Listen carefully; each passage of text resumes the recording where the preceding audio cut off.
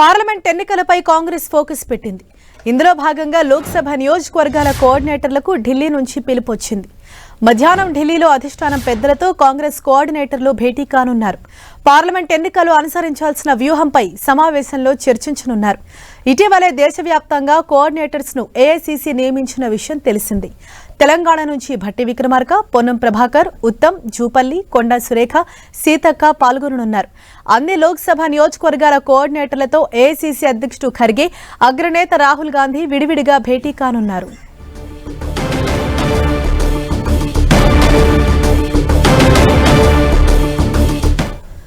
Right, ఇదే విషయంపై మరింత సమాచారంతో మా ప్రతినిధి కొండల్ మనకు అందుబాటులో ఉన్నారు. కొండల్, ముఖ్యంగా ఏఐసీసీ అతి కీలకమైన సమావేశాన్ని భావించవచ్చు. పార్లమెంట్ ఎన్నికలు వస్తున్న నేపథ్యంలో నెక్స్ట్ ఎలక్షన్ టార్గెట్గా ఈ కార్యక్రమం ఉంది. ఈరోజు సమావేశం ఉంటుంది. ముఖ్యంగా ఇప్పటికే దేశవ్యాప్తంగా 539 మంది కోఆర్డినేటర్లను, ప్రతి లోక్సభకు ఒక ఇన్ఛార్జిగా కోఆర్డినేటర్లను సమన్వయకర్తలుగా నియమించింది. వారితో ఈ 539 మందితో ఈరోజు ప్రత్యేకమైన సమావేశం ఉండబోతుంది. మధ్యాహ్నం 3 గంటలకు తెలంగాణకు సంబంధించిన కోఆర్డినేటర్స్తో, 5 గంటలకు ఏపీకి సంబంధించిన కోఆర్డినేటర్స్తో సమావేశం ఉంటుంది. వచ్చే ఎన్నికల్లో, లోక్సభ ఎన్నికల్లో ఎలా గెలవాలి, గెలుసుకు సంబంధించి పార్టీ ఏ విధమైన వ్యూహంతో ముందుకెళ్ళాలి, ముఖ్యంగా ఇండియా కూటమి ఏర్పడిన నేపథ్యంలో ఒకవేళ ప్రతిపక్షాలకి కన్నా అవకాశం కల్పిస్తే అక్కడ వారి గెలుపు కోసం పార్టీ ఎలాంటి పాత్ర పోషించాలన్న దానిపై కూడా ఒక స్పష్టమైన దిశానిర్దేశం చేయబోతున్నారు. ఇక ప్రధానంగా తెలంగాణ, ఏపీ, అదేవిధంగా కర్ణాటక పైన ఇప్పుడు ఈసారి భారీగా ఆశలు పెట్టుకున్నారు. ప్రధానంగా తెలంగాణ, అదేవిధంగా కర్ణాటకలో 2 చోట్ల కూడా కాంగ్రెస్ అధికారంలో ఉన్న నేపథ్యంలో ఈసారి ఇక్కడ నుంచి సీట్లు సాధ్యమైన ఎక్కువ సీట్లు దక్కించుకోవాలన్న ప్రధాన టార్గెట్గా ఉంచుకున్న నేపథ్యం ఉంది. ప్రత్యేకంగా ఈ సమావేశంలో తెలంగాణకు సంబంధించిన సమన్వయకర్తలు కూడా స్పష్టమైన దిశానిర్దేశం చేయబోతున్నారు. ఇప్పటికే తెలంగాణలో 17 లోక్సభలకు సంబంధించి 14 మంది కోఆర్డినేటర్లుగా ఉన్నారు. దీంట్లో 3కి 2 నియోజకవర్గాల కోఆర్డినేటర్లు, ముఖ్యంగా ముఖ్యమంత్రి రేవంత్ రెడ్డి మహబూబ్ నగర్, చేవెళ్లకు కోఆర్డినేటర్గా వ్యవహరిస్తుంటే, డిప్యూటీ సీఎం భట్టి విక్రమార్క హైదరాబాద్, సికింద్రాబాద్కు కోఆర్డినేటర్గా ఉన్నారు. పొంగులేటి శ్రీనివాసరెడ్డి మహబూబాద్, అదేవిధంగా ఖమ్మం 2 జిల్లాలకు ఉంటే, మిగతా మంత్రులు, సీనియర్ మంత్రులు ఉత్తమ్ కుమార్ రెడ్డి అనుకోండి, కోమటిరెడ్డి, అదేవిధంగా శ్రీధర్ బాబు, పొన్నం ప్రభాకర్, కొండా సురేఖ, సీతక్క, ఇలా ప్రతి ఒక్కరు ఒక్కొక్క లోక్సభ నియోజకవర్గానికి కోఆర్డినేటర్గా ఉన్న నేపథ్యంలో వీరందరికీ కూడా ఒక స్పష్టమైన దిశానిర్దేశం హైకమాండ్ చేయబోతుంది. హైకమాండ్ ముఖ్యంగా ఏఐసీసీ అధ్యక్షులు ఖర్గే, అదేవిధంగా రాహుల్ గాంధీ, సోనియా గాంధీ ఈ సమావేశంలో ఉండబోతున్నారు. అందరు కోఆర్డినేటర్లకు ఒక దిశానిర్దేశం చేయబోతున్నారు. ఈ ఎన్నికల్లో, వచ్చే ఎన్నికల్లో ఇక్కడ తెలంగాణలో 17 స్థానాల్లో మినిమం 15కు తగ్గకుండా గెలవాలన్న లక్ష్యంతో కాంగ్రెస్ పార్టీ ముందుకెళ్లాలని ఇప్పటికే పార్టీ ఒక నిర్ణయం తీసుకుంది. ఈ దిశగానే విస్తృత స్థాయి సమావేశంలో పార్టీ క్యాడర్కు, నేతలకు ఒక టార్గెట్ను ఫిక్స్ చేసిన పరిస్థితి ఉంది. కాబట్టి దానికి అనుగుణంగా గెలిచేందుకు ఎలాంటి వ్యూహాలతో ముందుకెళ్లాలన్న దానిపైన ఇప్పటికే పార్టీలో ఒక చర్చ జరిగింది. ముఖ్యంగా రాష్ట్రం నుంచి సోనియా గాంధీని పోటీలో నిలపాలన్నది అభిప్రాయం కూడా తెలంగాణ కాంగ్రెస్ అభిప్రాయం ఉంది. దానికి సంబంధించి ఏకగ్రీవ తీర్మానం కూడా పిసిసి విస్తృత స్థాయి సమావేశంలో ఏకగ్రీవ తీర్మానం చేసింది. ఈ అంశాన్ని కూడా ఈరోజు జరిగే సమావేశంలో హైకమాండ్ ముందు పార్టీకి సంబంధించిన వెళ్ళిన కోఆర్డినేటర్లందరూ కూడా పెట్టబోతున్నారు. దీనిపై కూడా కొంత స్పష్టత వచ్చే అవకాశం ఉంటుంది. తెలంగాణ నుంచి సోనియా గాంధీ పోటీ చేస్తారా లేదా అన్నది కూడా ఈ సాయంత్రం సమావేశం తర్వాత కొంత స్పష్టత వచ్చే అవకాశం ఉంది.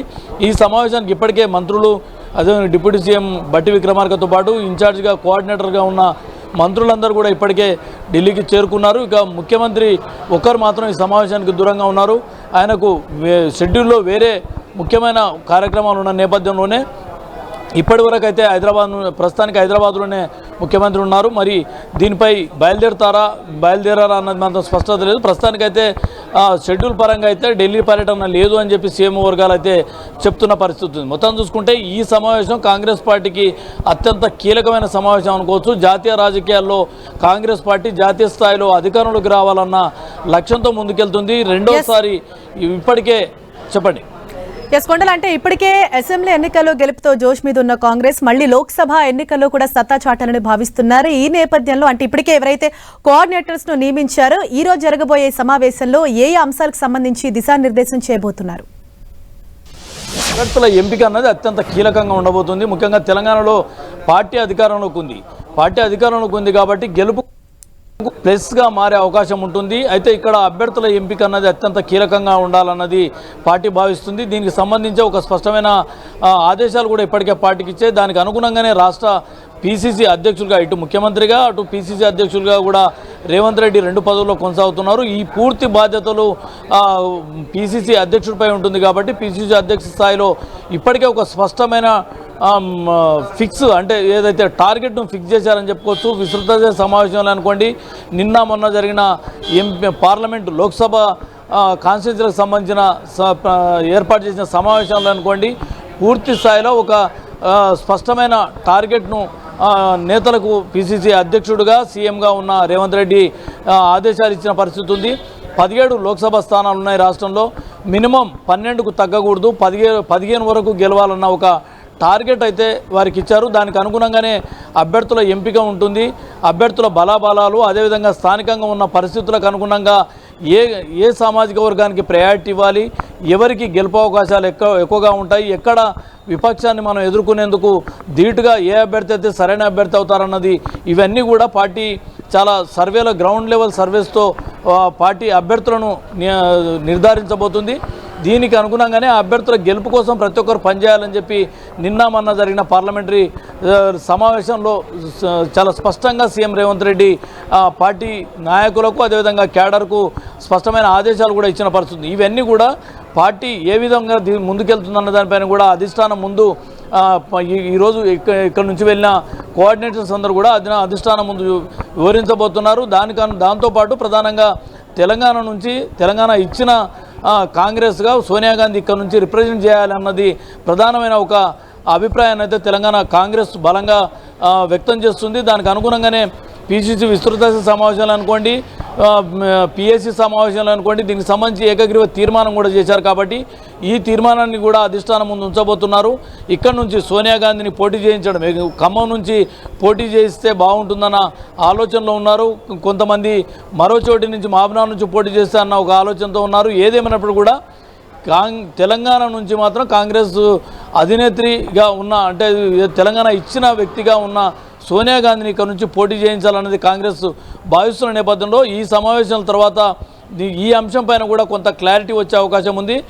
పార్లమెంటు ఎన్నికల్లో అనుసరించాల్సిన వ్యూహం పైన ప్రధానమైన ఒక దిశానిర్దేశం హైకమాండ్ రాష్ట్ర నేతలకు చేయబోతుంది. Right, thank you Kondal.